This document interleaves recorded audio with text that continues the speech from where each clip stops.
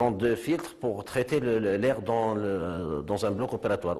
Alors, pour rentabiliser sa clinique, Ben voilà, bienvenue, c'est notre chambre.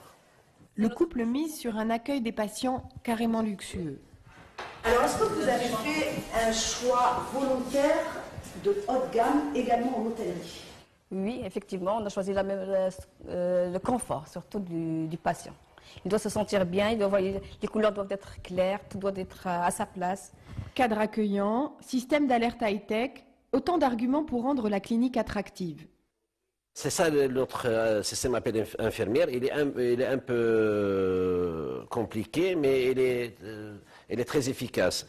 Il y a de traçabilité à 100% des appels des infirmières et tous les gestes qu'il fait l'infirmière. Alors je préfère, si Mohamed, c'est lui l'ingénieur. Un système hautement sophistiqué.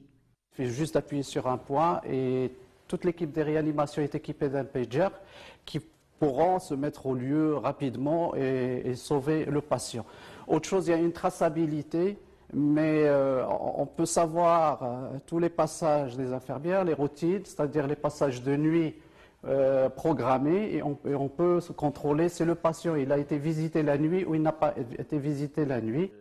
Du haut de gamme tout azimut pour patients aisés, capables de payer cette chambre très chère. Vous allez la facturer combien aux clients?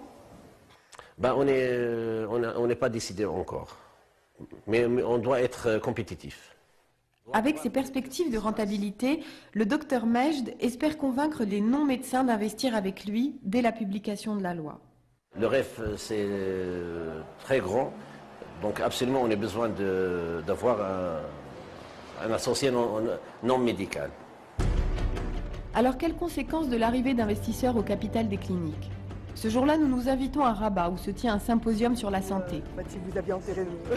Des spécialistes du secteur, marocains et étrangers, dont beaucoup se félicitent de cette nouvelle donne.